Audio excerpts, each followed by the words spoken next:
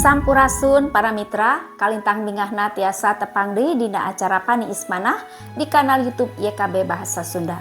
Satu acan urang ngabandungan panglenyepan dinten ieu hayu urang neneda nyuhunkeun pingpinan Roh Suci. Nun ama nulinggi di sawarga abdi sadaya nyuhunkeun pingpinan Roh Suci kangge nuyun abdi sadaya dina ngalenyepan pangandika Gusti.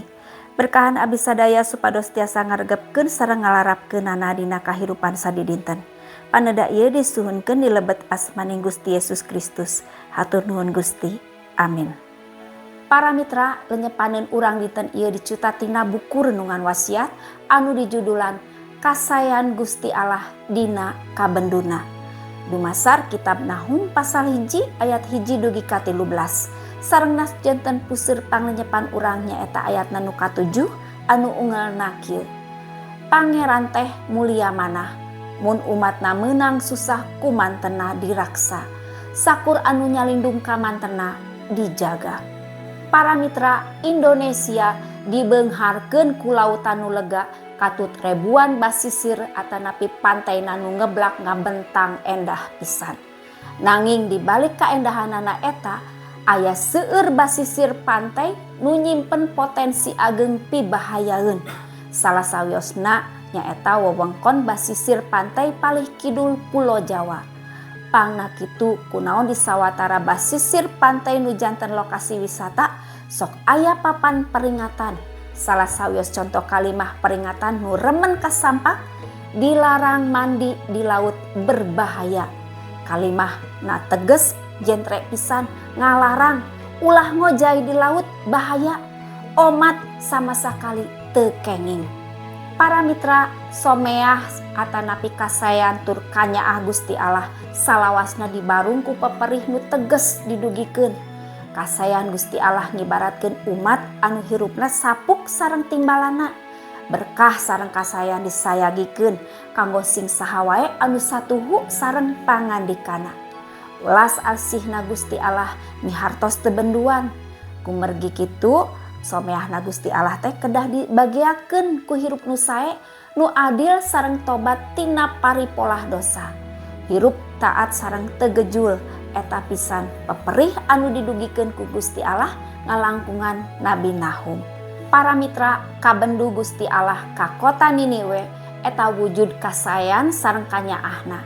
Anjeunna teu kersa umatna hirup ti lelep kapalidkeun dina dosa.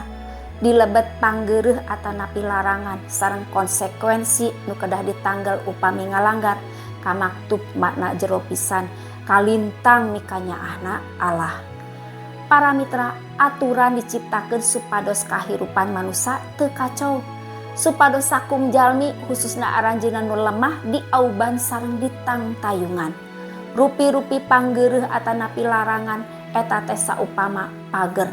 Pager anu ngajagi supados hirup urang teu tigebrus kana lalampahan dosa. Hayu urang ngadoa. Gusti nu Maha Agung, Gusti nu Maha Kawasa, hatur nuhun Gusti kanggo panglenyepan dinten ieu nu ngaguar perkawis kaasih kanyaah Gusti ka umatna sanaos sok ngarempak aturan. Eces pisan rehna kabendu Gusti Allah nalika umatna milampah dosa. Eta teh wujud kasayan sareng kanyaah Gusti ku cara masihan panggeureum peperih supados abdi sadaya teu kapalidkeun dina dosa. Pamugi guaran ieu janten berkah kangge abdi-abdi sadaya nu ngiatkeun iman abdi sadaya dina ngalakonan kahirupan sadidinten. Nyuhunkeun Roh Suci teu boleh ngauban abdi sadayana. Paneda ieu disuhunkeun di lebet asmaning Gusti Yesus Kristus. Amin. Para mitra, rupina sakitu anu kapihatur pangnyepan dinten ieu, pamugi tiasa janten berkah kanggo urang sadayana. Ulah hilap, subscribe, like sareng bagikeun kana sanes.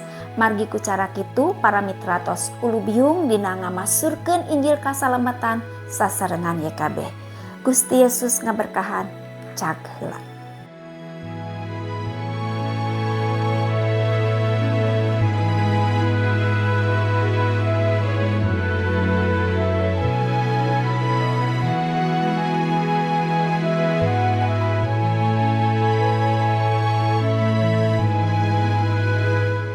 Sahabat, mari dukung pelayanan dan pekabaran Injil melalui YKB. dengan membagikan link acara ini kepada sebanyak mungkin orang. Dukungan juga dapat saudara lakukan dengan mentransfer dukungan finansial ke rekening BCA ke nomor 450 305 2990 450 305 2990 atas nama Yayasan Komunikasi Bersama.